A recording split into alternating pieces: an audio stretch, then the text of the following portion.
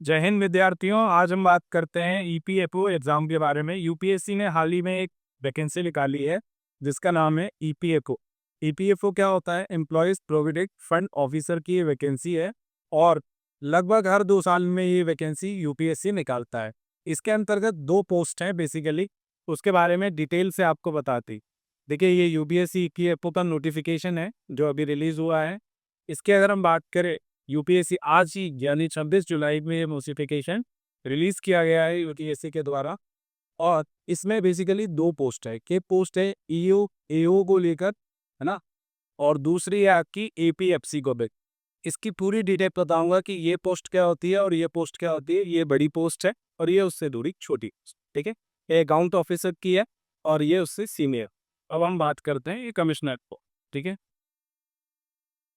जैसे अगर आप एपीएफसी के लिए क्वालिफाई करते हैं तो आप सीधे कमिश्नर लेवल के लिए। हम बात कर रहे हैं यूपीएससी ईपीएफओ ईओ एओ ये है ना। इसमें हम बात करें इंपॉर्टेंट डेट्स की, तो ईओ ईओ जो है आपका अकाउंट ऑफिसर, इसकी रजिस्ट्रेशन डेट स्टार्ट होगी 29 जुलाई 2025 से। जबकि ऑनलाइन रजिस्ट्रेशन की लास्ट डेट क्या है? तो 18 अगस्त।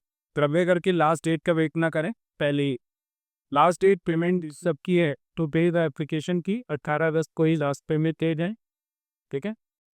फिर हम बात करते हैं इसका एग्ज़ाम कब तक होने की संभावना है। तो यूपीएससी है, लगभग जब वो कहेगा उसी के आसपास वो एग्ज़ाम ले ले। उन्होंने टेंटेटिव डेट आपकी 30 नवंबर कही है, तो आप ये मानकर चलिए कि वो 30 नवंबर को ही ले लेगा, क्योंकि यूपीएससी है, बहुत ज़्यादा आगे पीछे होगा नहीं। अगर कोई भी एग्ज़ाम होगा या किसी यूनिवर्सिटी का भी होगा तो यूनिवर्सिटी अपना एग्ज़ाम आगे पीछे कर लेगी, लेकिन यूपीएससी नहीं करेगा, ठीक है। इलेक्शन के या कोविड के अलावा ये कभी भी आगे पीछे नहीं करता है। फिर हम बात करते हैं UP important dates for the EPFO APFC exams, ठीक है। इसमें हम बात करें ईपीएफसी की, तो इसकी ऑनलाइन रजिस्ट्रेशन डेट है 29 जुलाई और लास्ट डेट है 18 अगस्त। ऑनलाइन पेमेंट की लास्ट डेट है 18 अगस्त और इसकी भी एग्जाम डेट 30 नवंबर 2025 एक्सपेक्टेड है, ठीक है। अब हम बात करते हैं, ये तो हो गई एग्जाम डेज की। अब हम बात करते हैं वैकेंसीज की, कितनी वैकेंसी है और किन किन को तैयारी करनी चाहिए या कौन लोग एलिजिबल। तो सबसे पहले बात करते हैं जनरल या अनरिजर्व्ड कैटेगरी के लिए 78 सीट्स हैं। ईडब्ल्यूएस कैटेगरी के लिए आपकी 1 सीट है। ओबीसी के लिए 42 सीट्स हैं। शेड्यूल कास्ट के लिए 23 सीट्स हैं और शेड्यूल ट्राइब के लिए 12 सीट्स चाहिए। अब हम बात करते हैं टोटल कितनी हुई। यहाँ पर जो फिजिकली वीकल वो होते हैं या पर्सन विद डिसेबिलिटीज होते हैं उनके लिए 9 सीट्स हैं। टोटल सीट्स की बात करें तो 56 आपकी सीट्स देखने को मिलती, ठीक है। अब हम बात करते हैं ईपीएफओ वैकेंसीज पर एपीएफसी। एपीएफसी की कितनी वैकेंसी है? एपीएफसी की पर्टिकुलरली 32 वैकेंसी पर जनरल और अनरिजर्व। ईडब्ल्यूएस की 7 है। ओबीसी की 28 है। एससी की 7 है और एसटी की 0 है, ठीक है। जबकि पर्सन विद डिसेबिलिटी है 3, चलिए। पर्सन विद डिसेबिलिटी की 3 पोस्ट है। टोटल 74 पोस्ट है। यानी कि अगर हम बात करें 74 पोस्ट है आपकी एपीएफसी की और ईओ की पोस्ट है आपकी 156। लगभग 230 वैकेंसी यहाँ पर हमारे सामने टोटल है, ठीक। अब बात करते हैं इसके एलिजिबिलिटी क्राइटेरिया। तो एलिजिबिलिटी क्राइटेरिया हमारा क्या कहता है? सबसे पहले आपको क्या चाहिए? ग्रेजुएशन के लिए बैचलर्स डिग्री चाहिए किसी भी सब्जेक्ट से, यानी आपने बीए किया हो, बीकॉम किया हो, बीएससी किया हो, बीटेक किया हो, कोई भी ग्रेजुएशन आपने किया हो वो आपको यहाँ पर मस्ट है। सेकेंड, एज कितनी होनी चाहिए? मैक्सिमम एज होनी चाहिए 30 ईयर्स, लेकिन अलग अलग कैटेगरीज के हिसाब से एज रिलैक्सेशन आपको मिल जाएगा। नेशनलिटी डेफिनेट से बात है, इंडियन सिटीजन होना चाहिए। और नंबर ऑफ अटेम्प्ट्स कितने दिए हैं? यूपीएससी सिविल सर्विसेज की तरह यहाँ पर अटेम्प्ट्स की कोई काउंटिंग नहीं है, तो नो लिमिट्स है, ठीक है। आप कितने भी बार इस एग्जाम को दे सकते। Now note to our next question. UPSC EPFO APFC eligibility criteria में ना ऐसी एजुकेशन क्या होनी चाहिए? डिग्री। यहाँ पर अब हम बात करें एपीएफसी की, वो थी ईओ एओ की, है ना। ऐसे एसेंशियल क्या है? डिग्री ऑफ यूनिवर्सिटी, यानी कि कॉलेज की डिग्री चाहिए। डिज़ायरेबल का मतलब यहाँ पर क्या है कि अगर आपके पास निम्न में से कोई डिप्लोमा है तो अच्छी बात, बेहतर, आशा करते हैं कि ऐसा हो। कंपनी लॉ डिप्लोमा, एक कंपनी लॉ या फिर लेबर लॉस या पब्लिक एडमिनिस्ट्रेशन में अगर आपके पास मास्टर डिग्री या डिप्लोमा है तो ये वेल एंड गुड वाली बात हो जाती है। प्रायोरिटी एज की बात करें तो इसमें मैक्सिमम एज 35 दी गई है, मिनिमम एज का कोई क्राइटेरिया नहीं है, बिकॉज डिग्री यहाँ पर कंप्लीट मांगी गई, ठीक हो रही है। फिर हम बात करें नेशनलिटी, यहाँ पर भी आपको इंडियन ही चाहिए। नेशनलिटी क्या चाहिए? इंडियन चाहिए। फिर उसके बाद नंबर ऑफ अटेम्प्ट, यहाँ पर भी कोई लिमिट नहीं। अब इसके एजुकेशन क्वालिफिकेशंस की अगर हम बात करें, what are the education qualifications for this exam?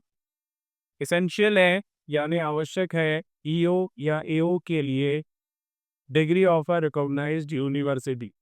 Secondary है, डिजायरेबल क्या है?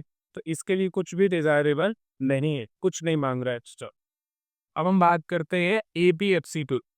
एपीएफसी के लिए हम देखें तो एसेंशियल है आपका bachelor degree in any subject from a recognised university.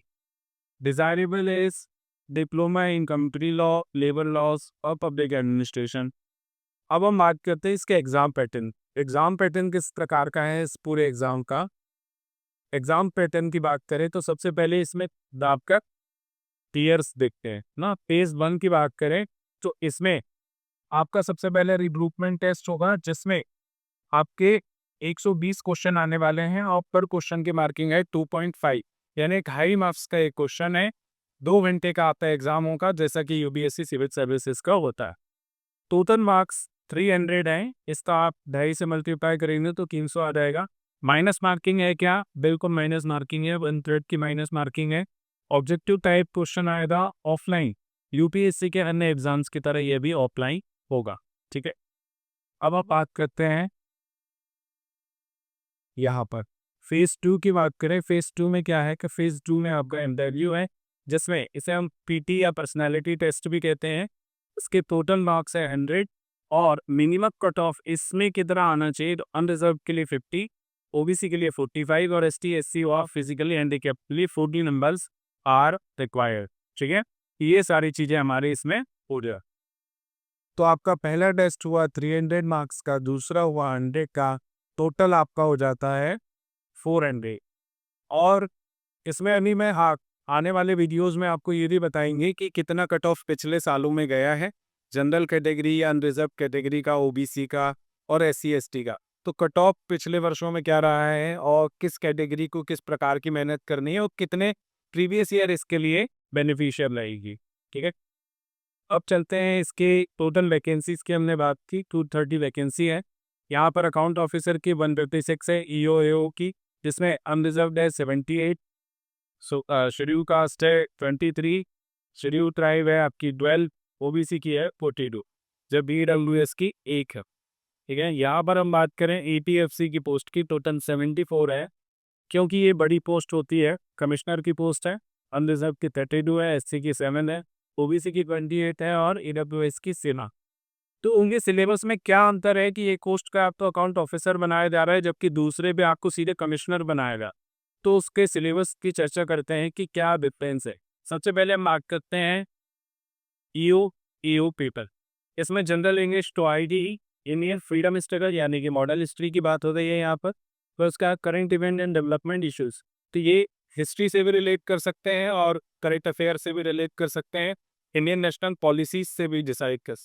Indian polity जिसमें आपको पूरा हमारा जो हिस्टोरिकल बैकग्राउंड से लेके प्रीएम्बल, पार्टीशन, ये सारी चीज़ें इसमें आपको पढ़ना है। Fundamental right, fundamental duties, DPSP, president, vice president, parliament, state legislature, all things and constitutional amendment etcetera. अब बात करते हैं इकॉनमी की। तो इकॉनमी इसमें ज़रूरी है, इकॉनमी आप पर अच्छा होना, बिकॉज ये पेपर ही आप तक है एम्प्लॉयज़ प्रोविडेंट फंड है, यानी कि यहाँ पे इकॉनमी से बहुत अच्छी इकॉनमी होनी चाहिए। चाहे आपका बैंक रेट हो, रेपो रेट हो, रिवर्स रेपो रेट हो, ठीक है, बेसन नॉस हो, या इकोनॉमी से रिलेटेड जो बेसिक कंसेप्ट होते हैं वो सारे आपके क्लियर होने चाहिए। फिर हम बात करते हैं जनरल अकाउंटिंग प्रिंसिपल्स। तो अकाउंटिंग यहाँ पर जरूर आपको बात करा जा रहा है कि साधारण अकाउंटिंग के जो सिद्धांत होते हैं या जनरल अकाउंटिंग के प्रिंसिपल्स वो क्या हो।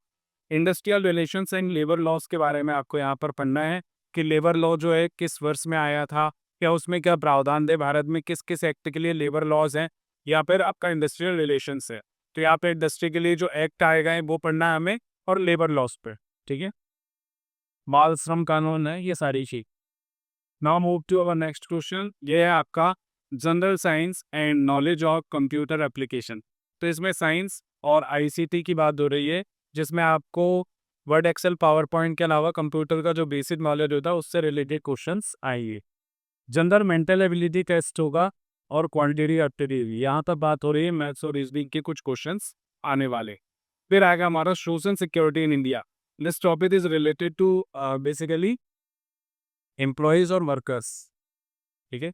अनऑर्गेनाइज्ड सेक्टर या जो ऑर्गेनाइज्ड सेक्टर है उसमें काम करने वाले जो वर्कर्स हैं, उनकी सोशल सिक्योरिटी को लेकर सरकार ने क्या काम किए हैं, जैसे मान लीजिए मजदूर बीमा योजना या फिर संबल कार्ड जैसी कुछ स्कीम्स हैं, तो उनके तहत पहले तो एक्ट कौन से हैं और उसके प्रावधान क्या, आर्टिकल्स तक पूछे ना के, बिकॉज यूपीएससी एग्जाम ले रहा है तो बहुत डिटेल में हमें इन एक्ट्स को पढ़ना होगा। अब हम बात करते हैं एपीएफसी की। एपीएफसी, ठीक है, एपीएससी में जनरल इंग्लिश तो आएगी, Indian culture, art and culture की बात हो रही है, heritage and freedom movement and current events. तो यहाँ पर जो यूपीएससी का जीएस1 होता है जिसमें आर्ट एंड कल्चर हो गया आपका, आफ्टर दैट मॉडर्न हिस्ट्री हो गई, उसके अलावा करंट अफेयर्स वगैरह हो। पॉपुलेशन डेंसिटी या फिर पॉपुलेशन डिमार्केशन या डेमोग्राफी हमें पढ़ना है, इसमें एनसीईआरटी जो है आपकी और जियोग्राफी की वो काम आएगी, है ना। डेवलपमेंट एंड ग्लोबलाइजेशन 11th और 12th की एनसीईआरटी यहाँ पर इंपॉर्टेंट हो जाती है।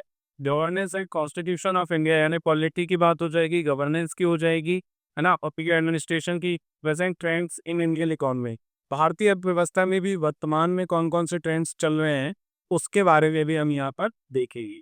फिर है accounting and auditing, industrial relations, labour laws, insurance, इससे रिलेटेड जितने भी एक्ट हैं, कानून हैं, उनके बारे में हमें यहाँ पर पढ़ लें।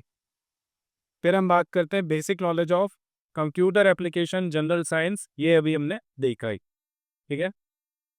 ये सारी चीज़ें, लेबर लॉज बहुत डिटेल में देखना है, फैक्ट्री लॉ, लेबर लॉ, ना, industrial law, basic knowledge of computer application and general science, और एलिमेंट्री मैथमेटिक्स, यानी इसमें अलग से मैथमेटिक्स दिया है, स्टेटिस्टिक्स अलग से दिया है, जनरल मेंटल एबिलिटी तो आपको है, सोशल सिक्योरिटी।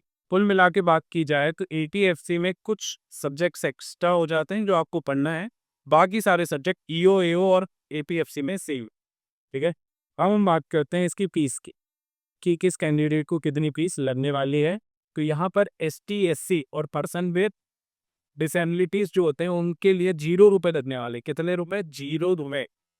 और अगर जनरल ईडब्ल्यूएस या ओबीसी का व्यक्ति है तो मात्र 25 रुपये लगेंगे। कितने लगेंगे? 25।